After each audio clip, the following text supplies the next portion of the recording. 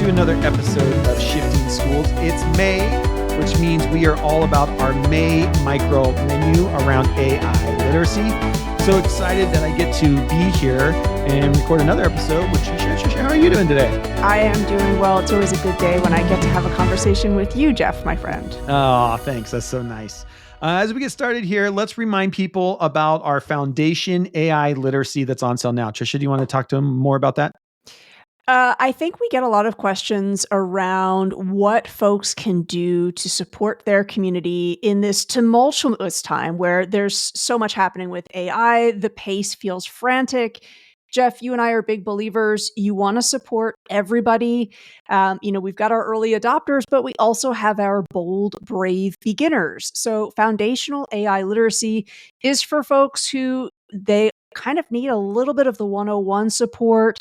They aren't sure necessarily how to engage with generative AI tools, and they want a strategic, systemic approach to kind of uncovering ways that they can use this technology for teaching and learning in a way that's not overwhelming and not confusing. So it's on sale now. It's available May 18th. It's an asynchronous pathway, which means you do as much learning as you want at a time. We've broken it up into 5 chapters so that you can set the pace. So really, my recommendation would be if you check out this pathway, just take 10 minutes a day for about a week. That's it.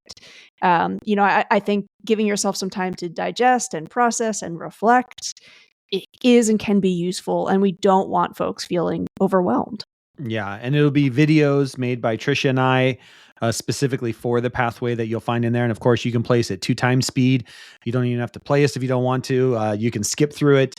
Again, that's the one thing we love about these asynchronous pathways that we make is you are in control of your learning. Just a reminder, as a listener of the podcast, you can save $25 off the foundational AI literacy when you use the code SSPOD, that's all capital, SSPOD25. That'll take $25 off, making it $50. It's $50. If you've got PD funds here at the end of the year, you got $50. You can take it, have it, learn with it, be able to share it with others if you'd like. It comes in a Google slide deck. It's pretty easy to use. So it's our way of just giving back as well. So again, that is our AI Foundation in AI Literacy course. You can find more information about that over at shiftingschools.com. Right, Tricia, as we're recording this, we've just had 2 big updates, one from OpenAI, and then, of course, not to be outdone, Google was going to wait to their Google I/O conference, which comes up just here in a few days as we're recording this, but they couldn't wait. And so they had to say, yeah, well, we've got something coming too. We've got this thing called Google Astra that is coming out. Do you want to talk to people? What's your takeaway about where we're headed with AI and what do these new updates mean for us? For me, there's really 2 things I'm thinking about. One, the multimodal news from OpenAI that, again, for those of you who were not using the paid version of ChatGPT, that now you can interact with it. It can sort of be looking around at your environment. It can be checking out your screen. You can be talking with it in a way that's a little bit more natural sounding. For anybody that hasn't done that yet, it's almost eerie, I would say. Like it's a little bit unnerving if you haven't experimented with that yet. And Jeff, I'm thinking so much about what AI means for our social, emotional learning. As you and I know from talking to students, many of them are already using some of these chatbots as kind of a companion / mentor. And I think we want to have that conversation with students because we always want to make sure we're not giving away personal information. That's really key. But the other thing I'm thinking about, especially with this OpenAI update, is they've made this newest version available for everyone. Yeah, which I thought was really interesting. Yeah, I think that was really super interesting. And I don't know, Jeff, if you watched the live streams or if you checked out any of the other resources, but for anybody that did not make that live stream from OpenAI, if you go to their website, you can also see a few use case videos where they've got these videos that are kind of just 90 seconds touring you through some of the ways that you can use this technology. And if you haven't checked that out, I really would encourage folks to take a look at those videos. Yeah, and just be thinking about what's this going to mean for us in education. I know it's the end of the year here in the Northern Hemisphere. Really, I think we're looking at this point, what could this mean for us next year? How could this support students? I thought one of the interesting things that came out of it is you and I had talked on the podcast before about OpenAI working with and partnering with Be My Eyes, which was to support people who had sight impairments to be able to see things around them in their world. And they really leaned into that. They even talked about their partnership with Be My Eyes. I think there's so many incredible things that this is going to do for humans. And if we can keep that as a mindset, how does this stuff support us as a human race? I think it becomes really powerful the way we look at it rather than from a fearful mode of, oh, kids are going to cheat. Mhm. I think we just have to keep our if we keep open mindset about how is this supporting all of us, and some of us who have disabilities or might have slower processing skills or whatever that might be. What's the real power here for all humans? And I think there is just incredible time period of innovation happening right now. And this is again just the tip of the iceberg, because you know how it is like OpenAI and Google announce these things, and that allows imagination to start inside the development community. And I would love to even go to students, play some of these for students and say, what do you think? What could you make with this? What's your imagination of, okay, we now have this technology. How could you implement this? What a great, I think, just imaginary, getting kids' imagination to start really springing up around some of the technology that they're going to have in their lives would be a really cool moment as well. So just a lot Absolutely. of good stuff. Yeah, So I think as you're looking at maybe some of those use cases and you're thinking about the multimodal element, I mean, I mentioned the whole idea of you can share your screen now with ChatGPT and it can interact with your computer screen. Just ask students, like, what does that mean for you yeah, and the way that you learn and the way that you work? If you were giving like a live update, what might you share? yeah, I think that's a great idea, Jeff, to again invite the students to be sharing their own ideas for what this might mean. So yeah, I think it's going to be interesting. The more folks that have access to that, we see people come up with novel ways of using that technology. So it's just another reminder to me of how important the experimental mindset is right now. That you've got to test things, you've got to try things out. In his book, Dr. Ethan Mollick talks about how it's been teachers who actually have been really great using generative AI technology because we mm, are used to that idea of try things out, test things out in different ways, don't give up after the first try. So I've been thinking a lot about that recently too. yeah, that's awesome. Oh, I was going to show you, and I know people are listening, but I'm going to show you on screen. I got a copy of the One World Schoolhouse from Salman Khan, but this is my favorite part of it. It's sitting here on my desk. I've got a signed copy to me Woo! that my goddaughter, who goes to Tulane University, he did a talk there, and she went to his talk and then decided I needed a copy of the book that was signed. So I haven't started reading it yet, but I'm really excited to get into that as well. That's a It'd be great great if we could get gift. him on the podcast. Yeah, Sal, if you're But listening, come on the show. Come on the yeah, show, yeah, Sal. We'd love to right. have you. And he's Um, in one of those use case videos too. Yes, So he is. They talked about some of the stuff that they're doing. So, yeah. So just there's so much happening, and just when you were talking about that, it made me think about Salman Khan and everything he's done with Kamigo, and just he's so focused on supporting kids around technology. So it just made me sitting here on my desk. So I had to share that fun news with you. But all right, well, let's get to what we're here for today. We're all about our May micro menu. We've got all these menus of amazing prompts that Tricia has put together for you to be trying out, to supporting kids, to supporting families, to supporting students and ourselves. Just a great menu that you can download over at shiftingschools.com, or if you're a newsletter subscriber, and if you're not, you should be. But if you are a newsletter subscriber, Tricia's been putting that out in the newsletter as well. Today, we're going to be looking at our menu that's all around the power of play. Before we do that, though, we want to first stop and have a pause for a word from today's show sponsor. Let's pause our discussion to spotlight Libra HQ, a breakthrough in using AI to deepen connections within organizations. Imagine an environment where every staff member feels truly seen and valued. This is the heart of Libra's mission. Libra transforms how leaders celebrate and recognize the personal and professional milestones of their team members. It's not just about reminders. Libra's AI dives deeper, offering insight into enhanced team cohesion and promote a culture where support and acknowledgement are paramount. Picture a school where every individual is acknowledged, from work achievements to personal victories, creating a culture of appreciation in just minutes a day. In these challenging times, where the demands on educators have never been higher, Libra offers a way for school leaders to lead with true empathy and compassion, ensuring every team member feels an integral part of their community's success. Discover how Libra can revolutionize your school's culture. For a demo, contact me at jeff@shiftingschools.com. Let's build a future where every educator and staff member feels connected and valued. And now, let's get back to our conversation.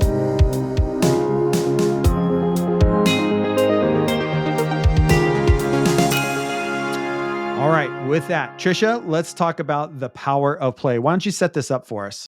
So, if you are brand new to the show and this happens to be the first episode you're listening to, you would have missed the first two installments of our month-long May challenge, where we provide you with a micro menu of prompt templates for you to experiment with. So, we've already had week 1 that was looking at community building, week 2 that was looking at feedback, and now this week our theme is the power of play. And we did that for 2 reasons. 1, it's May, we want to be playful. 2, Jeff and I have a whole summer-long podcast series that's coming out by the same title. So there's a little bit of a heads up to watch out for more conversations about play, its uses in learning, and our life. We did have some feedback where people were saying, hey, this week micro menu of 6 prompts is too many. Can you make the menu smaller? So for this week and next, we've cut it in half. It's just 3 prompts. And if you're saying, what, 6 is too many? You might not have seen the other menus. These are mega prompts. These are prompts that follow our driver framework for building a prompt. So yeah, they're pretty lengthy. Jeff, you've been looking over the 3 mega prompt templates, and I know you picked out one. Again, folks, you can find all of them either in the show notes or at shiftingschools.com. But Jeff, tell listeners about the one that you would be the most excited to play with. All right. So the one that I want to go and play with, and I'll do this right after we get off the podcast here today, but I really was drawn to the one that's about creating an interactive story. How do you create an interactive story with ChatGPT? And the reason why is when I was in school, choose your own adventure books. I loved choose your own adventure books, and that's what this prompt reminds me of. You can set up ChatGPT to almost be a choose your own adventure book around whatever topic a child might be interested in. So let me read the prompt to you, and then we can break this prompt down. So here's the prompt. You would type this into ChatGPT or any one of your favorite AIs. Here it is. You are an interactive fiction writer. You will be drafting an interactive story for an audience of, give it a grade level, a topic or a subject and/or subject. The aim is to inspire students to think about the significance of whatever concept you want as it pertains to give it some context.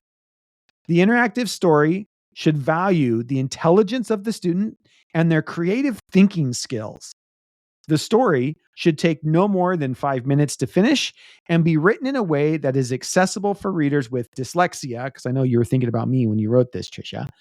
Please present one chapter at a time, allowing me to make a decision before continuing with the next part of the plot. Do not reveal any outcomes until a choice has been made.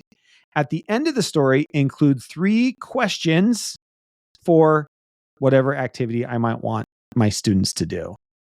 Now, that whole thing you would type into ChatGPT. The great thing is, if you download our mega menu prompts, you can just copy and paste that in. We did all the work for you. You add in your grade levels, your topics, your subjects, and it's good to go. All right, Tricia, break down this prompt for us here. What are the parts that you like? What are you trying to do with this? And how does this fit inside our driver framework? So what you'll notice with this mega prompt and the other 2 on the menu is that it starts by explaining to the AI, here is your designated role. Here's what you're trying to do. Again, in this example, I've said, you're an interactive fiction writer. I also tell it, what the task is, but also I give it some aims in terms of why it's important, who it's working with, and what I want it to value. That is really fun to play around with. We mentioned here that we want the interactive story to value the intelligence of the students and their creative thinking skills. Mm, Even though we have designated in this prompt, you can, change this word or that word. You can also change the other words too. that's right. So it might be, value the students' math skills and see where it takes the story, or value the students' awareness of social issues, or value the students' identity as Washington State natives. Mm, Again, there's a lot that you can play with there, and we encourage you to do that. So for me, that's the thing that, in my experimentation with prompt craft, I love tweaking that and seeing how the AI will differentiate the output based on what I have specifically said I want it to value. So this is where, Jeff, I'm so sorry you've heard me repeat this again and again and again. AI literacy is so closely tied to other literacies. yeah. When we're working on prompts, we're working on writing.